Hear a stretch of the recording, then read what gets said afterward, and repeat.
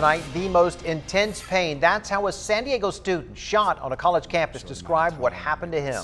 10 News anchor Lindsay Pena listened to Nick Kratos' every word. Lindsay? That's right, Kimberly and Steve. He was the sole focus of an Arizona courtroom for nearly 4 hours today. His words haunting. And I do want to warn you that some of the images shown are disturbing. Your recollection, what did he look Nick like? Prado sat feet from the young man who shot him. Around 6 foot, tan, black hair, brown eyes. Stephen Jones is charged with killing Prado's best friend, Colin Brew, injuring Nick and 2 others in the process. Today, he described that night on October 9th, 2015, seeing Brew being shot, running over to try to help. I took a couple steps forward, and then the next thing I knew, I was looking down the barrel of his gun. Moments later, he realized he'd been shot as well. It's the most intense pain you've ever felt in your life, pressure-wise and sharpness. But at the same time, the adrenaline and the shock kick in, and you're so amped up that it's almost like you're being numbed. Prado showed the court how he held his neck where the bullet pierced him.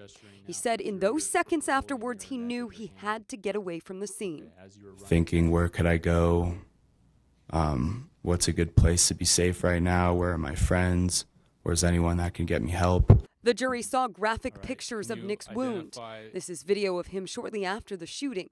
He spoke exclusively with 10 News while he was recovering. Today, he talked about how his injuries are still affecting him. It's been a year and a half. I still have trouble moving my left arm around. Jones has pleaded not guilty and claims it was self-defense. Now, Jones's attorneys are trying to make the case that Prado and his friends were bullying Jones right before the shooting.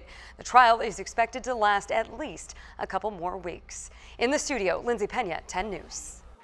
All right, Lindsay, Brian Schlonsky here in the 10 News Live Center now tracking some new developments in the Department of Homeland Security responding to a lawsuit from this man. This is Juan Montes. He claims he was deported despite being protected under the Deferred Action for Childhood Arrivals, or DACA. Montes says he was detained walking to a taxi stand in Calexico, didn't have his work authorization card, and then was deported. DHS now says there is no record of that encounter. They claim that Montes was caught climbing a border fence. DHS says he admitted entering the U.S. illegally, then was arrested.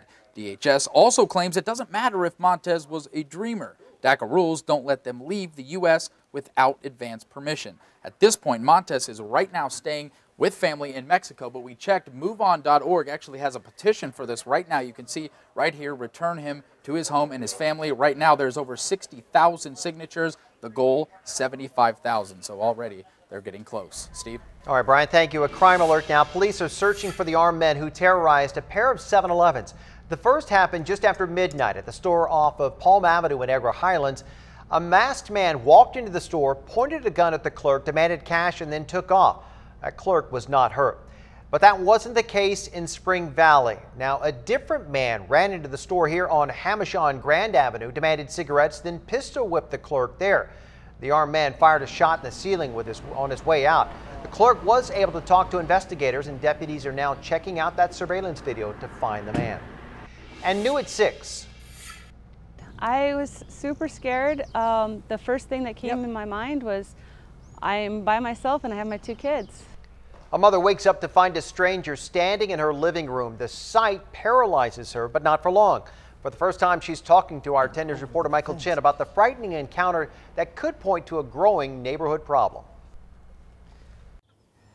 The plywood leading up to the fence was the entry point. Moments later, a heart-stopping encounter inside the house. Molly's quiet now, but she wasn't. I heard my dog barking a lot. Monday morning around 7, as Shelly and her 2 toddlers slept. Assumed that she just needed to go to the bathroom. As she opened the bedroom door to let Molly out, I was in shock. she saw him, a thin man in his 40s, standing in her living room. They made eye contact. I didn't have any weapons or anything nearby. I felt really helpless. Shelly says the man appeared homeless. After freezing for about 5 seconds, she went on the offensive. That's when I started asking him, like, what are you doing? Who are you? She says the man Starts stumbling on his words. made up something about doing work at her house. Meanwhile, Shelly stood in the doorway, blocking the way to her kids. If I had to, I was going to do whatever it took.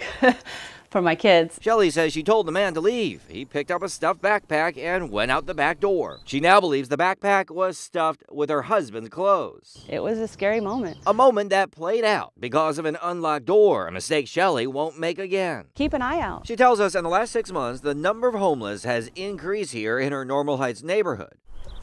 Trash making now routine, so are things disappearing from lawns and garages. Because we're so close-knitted that, you know, we feel violated. In this quiet neighborhood, along with the unease, a sense of relief. If I didn't hear her, could have came into the bedroom. For the warning that came just in time. Well, Molly, I think, saved the day that day. Michael Chen, 10 News.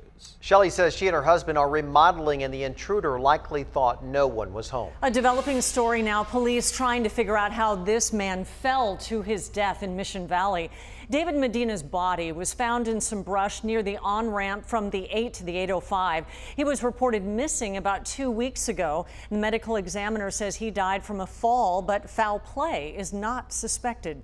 And a sheriff's deputy is now patrolling the campus at Fallbrook High School. The extra security comes after a pair of gun scares at the school.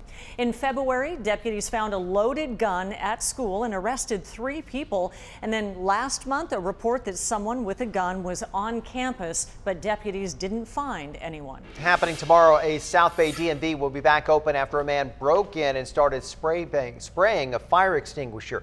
This happened around 6 o'clock this morning at the office in San Ysidro. Officers were going to use beanbag guns and dogs to get that man out, but he eventually surrendered peacefully. Officers aren't sure why he broke in. New at 6 o'clock, National City has hired a new city attorney following a months-long search. Angel Morris Jones will take over the role that Claudia Silva vacated when she took a job with the county.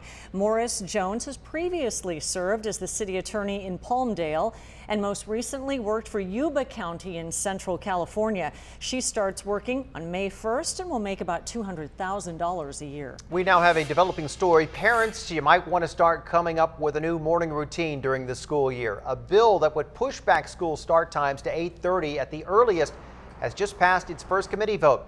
Right now, schools in San Diego can start as early as 7 in the morning. Well, 10 News spoke with one mother who's not happy with this proposed change, arguing that waking up early prepares kids for the real world. They're going to have to get a job. They're going to have to meet society norms at some time, you know, get up early, go to work, and this is training for them. Well, we'll see. If the bill passes, there will be a 2-year rollout, and it would be up to individual districts to determine that new start time. That bill goes hand in hand with a recent study showing that kids who don't get enough sleep could end up dealing with depression and obesity. The American Academy of Pediatrics study also says that later start times could decrease the chances of students getting into accidents and could improve their grades and quality of life. Sleep important to all of us. And happening now, a battle on the San Diego State campus over this. It's the school's Aztec mascot and name. It's what the school's gone by nearly 90 years now, but it's being called offensive by some. And right now, the SDSU Student Council is discussing the possible change. The debate has students divided. It's racist because of the history of, one, the Aztec people when they were colonized and basically killed off by genocide. It's actually more of an honor, to be honest. Go Aztecs, right? So it's part of our identity. If the council approves the change, the university would still have to do its own study, which could take months. San Diego might be America's finest city, but we have some worst of the air quality in the entire country. The Lung Association gives us an F in its 2017 State of the Air report. We rank 7th in the nation for ozone pollution, largely because of our drought and hot weather. But there are ways to protect your lungs out there. Avoid exercising near traffic areas. That's always good advice. And carpooling or driving zero-emission cars can help reduce the pollution in the long run. Happening now, the county is dropping larvicide to take care of our mosquito problem, but there is another insect popping up all over, if you haven't noticed. Gnats. And they're harmless, but they're definitely annoying. And there are more of them than normal this year. A bug expert tells 10 News they're more common because of the rain. Gnat larvae thrive in most soil, and the best way to avoid them is to make sure all your food is sealed and don't leave fruit lying around. Gnats aren't the only pest problem in the county right now, and the other one a lot more dangerous.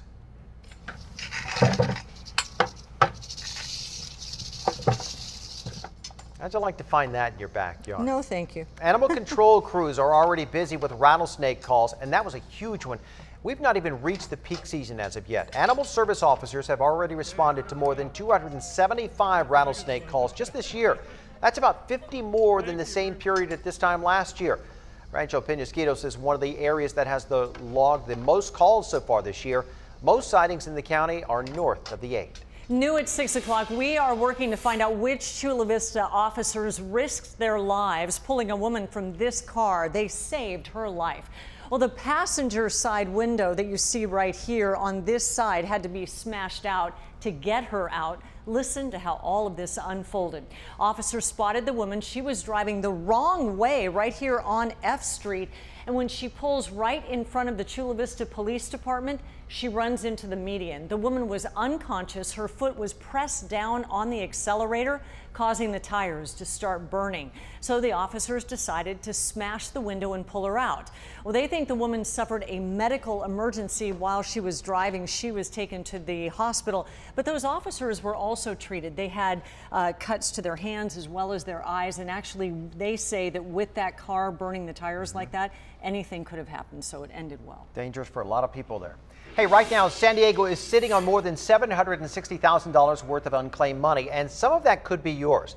The money belongs to people who have done business with the city anytime in the past 3 years, including paying business taxes. If no one claims the money within a year of it being posted, the city gets to keep it. Let's hope that doesn't happen. The city does have a list of everybody who is owed that money. We posted a link right here on 10news.com. You can find that here in this highlighted section. There's also a form in here as well where you can find out much more information and print that out as well.